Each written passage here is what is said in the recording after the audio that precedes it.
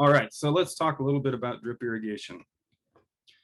Um, Obviously, irrigation is something that we all know plants need, and there's sort of lots of pros and cons for overhead and drip irrigation, and we don't need to get into the weeds too much on that. But just one thing to take away from that is that there's certain places where overhead irrigation is really useful. And then there's certain places where you don't necessarily need it, and other places where drip irrigation is the most efficient system. Um, and oftentimes, I think we try and use drip irrigation where we can, and then in some places we end up using overhead sort of to supplement that. But one of the most important things about drip systems is that they're just incredibly efficient. You can water for example, we're actually in the process of developing a solar pumping system out at the research station, somewhat inspired by the one that Tom has up there at Fairshare. And for example, we got a price to get a solar pump system for our vegetables that we're watering through drip, and we need 50 gallons a minute at 30 psi, and that'll water a heck of a lot of vegetable crops. Or we also got the same estimate to get our turf areas pumped using a similar system, and it was like quadruple the price in order to do that, because you have to pump so much water at such higher rates, at such higher pressures, in order to utilize overhead irrigation. So especially for urban growers and sort of small scale growers where you don't have connection to a big cheap water source, drip irrigation is just so useful because it's just so efficient. And especially in high tunnels and places where you have, small water hookups, or your frost-free water is somewhat limited. Those drip systems, you can overcome a lot of obstacles with those alone. The other thing to keep in mind is, and we'll talk more about this in the next IPM workshop, is in terms of managing most leaf diseases, leaf blight diseases, most of them require a leaf wetness period. So anytime that you're irrigating a crop overhead, you're going to get the leaves wet. That's going to allow a good environment for pathogen spores or bacteria to infect the leaves and cause disease. And so if you can just keep the leaves dry, that's oftentimes one of your best strategies for managing diseases organically. It's one of the reasons why we see a lot of organic produce being grown out in the desert or in high tunnels, because it just simply doesn't rain in those places, and you have a lot lower disease pressure. And then for those of you that are utilizing fertigation, and that works in both organic systems and conventional ones, it gives you the ability to utilize fertigation. And we grow certified organic tomatoes, or we have actually in the past. This year we're doing watermelons in those tunnels. And we always, do our base fertilizer with chickadee doo-doo or some organic pre-plant fertilizer, but then we have to add sodium and potash in order to get the K levels up enough so that we have good high quality fruit. And especially for some of those micros and stuff, that ability to use fertigation is really helpful in organic systems, because most of the pre-plant organic fertilizers you put out there aren't perfect, right? And so you have to find some type of supplement. As I mentioned before, high tunnels drip systems are great in high tunnels. Again, in this environment, you never have water getting on the leaves of those plants. And so that's a really nice way to just manage diseases organically. Now, as I mentioned before, there's oftentimes places where you should or may want to use overhead. So this was a spinach trial that we ran for 3 or 4 years. We're actually not doing these right now in our organic tunnels. And you can see we use drip irrigation here in this picture. But one of the challenges we had is that if you're trying to germinate seed, it can be tough to do that with drip tape unless you use a lot of tapes, or if you get the tapes with the really close emitter spacings. That's not to say you can't do it. And actually, by the end of the 3 or 4 years that we ran these, we end up doing direct seeding instead of transplants. But in general, transplants lend themselves better to drip irrigation more so than direct sowing. And especially things like spinach, things like cool season crops, oftentimes they kind of enjoy that overhead irrigation to cool them off when you have days like today. And so, those are maybe places where you might want to utilize overhead. I have seen people use both, and that can be really effective too. What is the cost of the drip system? That's going to vary a lot on, what you have, what you need, how much space you're trying to irrigate. But I think it comes to a matter of scales. So if you want to start a huge farm, Penn State has a publication that they say for 20 acres, about 18,000. It's probably a little higher than that now because that publication is getting a little bit old. If you want something in the neighborhood of 5 to 10 acres, you're probably talking to $500 to $1,000 per acre. And then Mark and I sat down and said, well, let's just think about what it would take to buy a roll of drip tape, get some of the parts and pieces you need, get a roll of header pipe, get the pressure regulators you need. And we think probably for $400 or $500, you can generally get something, as long as you don't have to include a water pump in that, to just get yourself going in a small scale farm. Now, we're going to talk about water source quite a bit today, and that becomes really important, both because you have to filter water in order to run it through drip tape in particular, and also becomes there's all these food safety things that become important as well too. So a little bit of basic biology. For those of you that don't remember from botany class, I always remind myself and our students that water moves through the plant through a process known as transpiration, right? And transpiration is driven by the difference in humidity, basically inside the leaf and outside in the environment, outdoors. So weeks like this week where it's really humid, they're not losing as much water.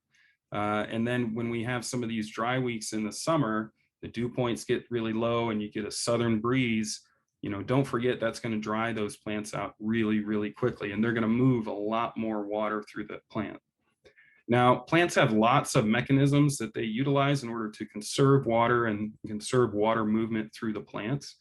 But just keep in mind that many of those mechanisms are based around sort of the architecture of the plant. So I'm trying to find my cursor. It seems to have disappeared.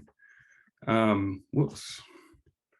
And so, so leaves have all this cool topography stuff that they do to try and keep water, a boundary of water around the leaves. But when wind blows, it just destroys all those mechanisms because, obviously when you've got a 20-mile-an-hour prevailing wind, then the trichomes and the hairs and all that stuff that's on those leaves to try and conserve water aren't going to do a whole lot. So here in the Midwest, we always have to remind ourselves that, that wind does a lot to dry the plants out. And, it's one of the reasons why a lot of our vegetable crops do so much better in a high tunnel than they do outdoors, is because they get that little pocket of protection from the wind. Now, in terms of water availability, the other thing you also want to always be thinking about is the type of soil that you have. What percentage of sand, silt, and loam that's there, or clay, excuse me, in the soil, because that's going to change how often you need to water and how you need to design your systems. This is actually a figure from the Kansas Garden Guide, which is more of a homeowner's garden guide, but it's really got a lot of great information in it. And one of the things that I think is cool about this is it really helps illustrate how you need to think about plant architecture when you're thinking about irrigation. And we always want to water the root zone of the crops, right? There's no point in sending water below those roots. And oftentimes people are watering more than they probably need to. So, when the plants are small, if you've just planted, it's good to water, maybe not every day, but every other day, weather dependent. And as those crops grow deeper roots, you can water less often. Now, what tends to happen is that as those plants get deeper roots, they typically need more water, right? And so, over time, you may space out the frequency of the watering, but greatly increase the duration, right? And also keep in mind that it's not just the physiological age of the plant, but also the species as well. So, lettuce, strawberries, a lot of the cool season crops have very shallow root systems as compared to something like pumpkins or watermelon or tomato. Another thing that's always a good idea to think about is sort of the understanding of the difference between pressure and volume. And as you start designing irrigation systems, you get all this jargon thrown at you from the sales folks about this many psi and this many gallons per minute and those kinds of things, and it can start to feel kind of overwhelming. But the main thing that you want to keep in mind is that there's two different forces that we're talking about. I shouldn't say force, I guess. There's two different concepts that we're talking about in irrigation. One is pressure, and that is a force, right? Pressure is the amount of force that water is pushing out on those PVC pipes. It's pushing out on those drip tapes. It's pushing out on whatever system that it's flowing through. And then you also have volume. And those are two completely different things. So when we talk about irrigation, we talk about volume usually in gallons per minute. So it's the number of gallons that are flowing through that system in a given minute, right? And when you design a system, you typically are going to design it to pressurize and hold a certain pressure for a certain amount of time and at a certain rate or gallons per minute. Now, oftentimes people will utilize tactics to get their wires crossed on this. So a good example of that is utilizing spaghetti tubing. For a long time, people would do this in drip systems. They would not use a pressure regulator, but instead use spaghetti tubing to go from the header pipe into the drip tape. And basically what happens is that little bitty tubing, because it has a very low volume that moves through the tubing, the drip tape never has a chance to really fully pressurize with the amount of pressure that's pushing behind it from the header line. That low volume compensates for the fact that you have nothing controlling the pressure. And so those systems work oftentimes, but it's not necessarily the best practice. So let's think about water pressure a little bit. We apply pressure in a few different ways when we talk about irrigation systems.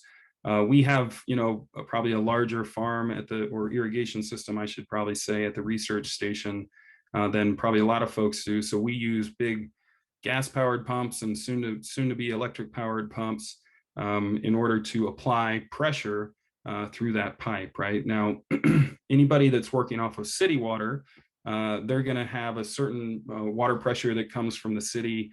And that can vary anywhere from 35 to, some city water pressure as high as 70 or 80 if you're at the end of a line. So oftentimes we'll have to knock it back a little bit with a pressure regulator so that it doesn't cause damage.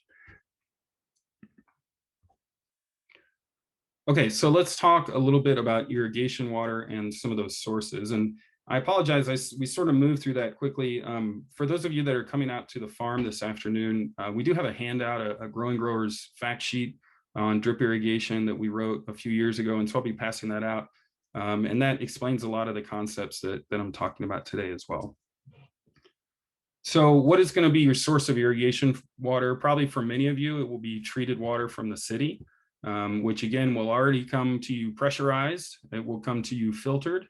And it will also come to you typically pretty highly chlorinated and oftentimes with pH that are all kinds of wild.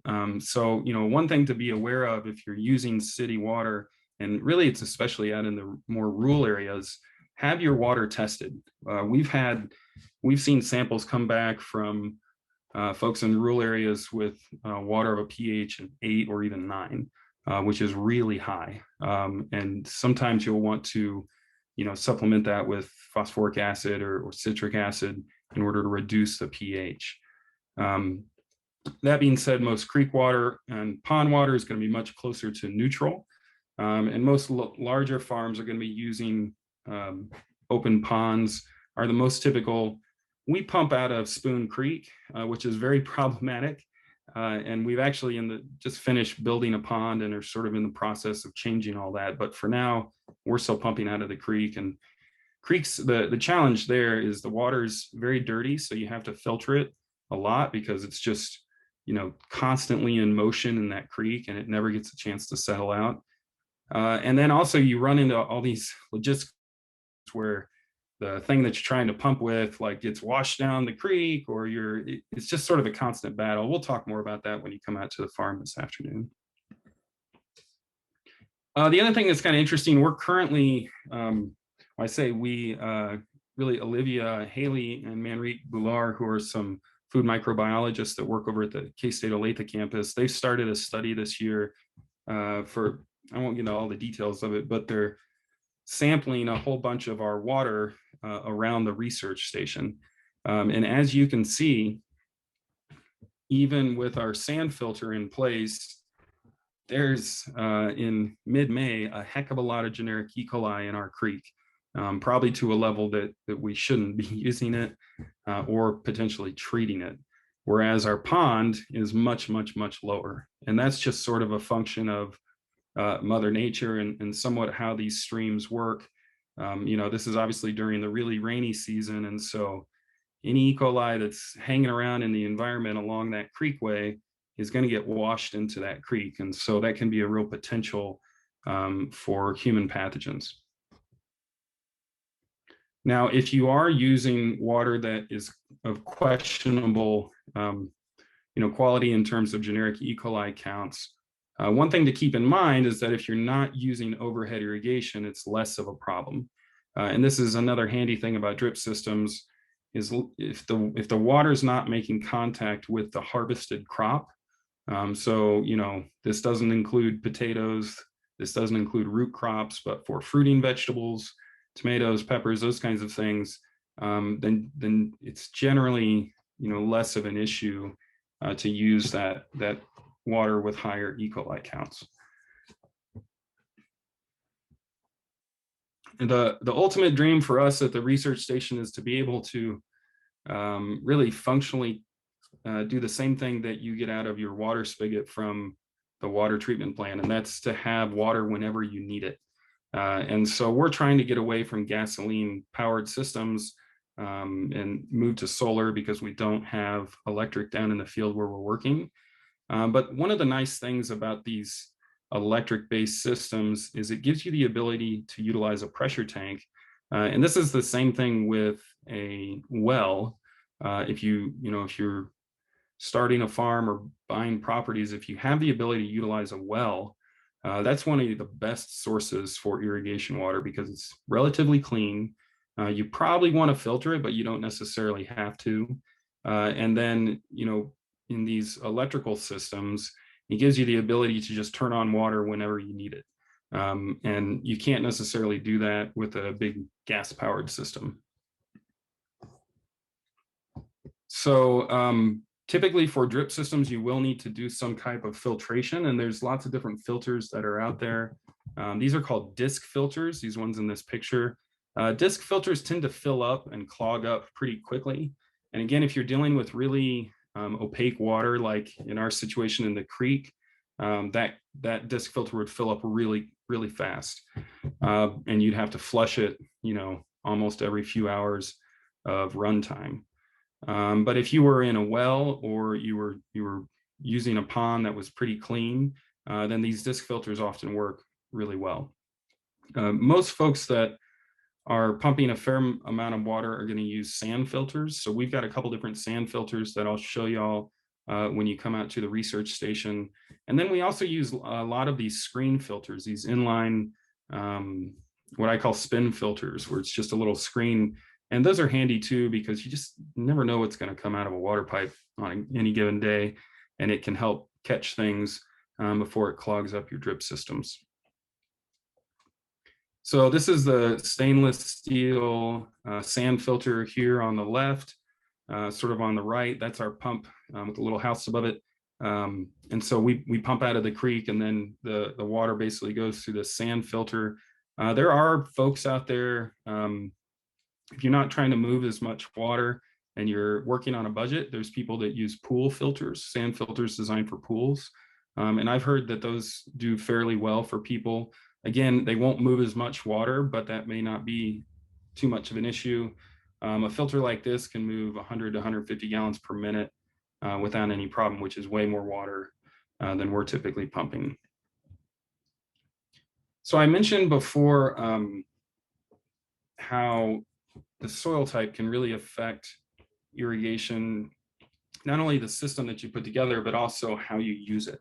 The more sand that you have, sand is going to have high porosity. It's going to allow water to move through it quickly, right? And at the same time, since it moves through it real quickly, it's not going to spread out very far.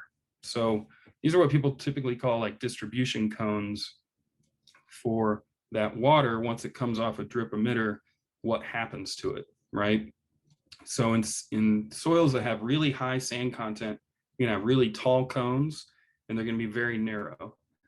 And the more clay you have, you're gonna have big wide cones and they're gonna be shorter. So that water is gonna be distributed out as it moves down through the soil profile.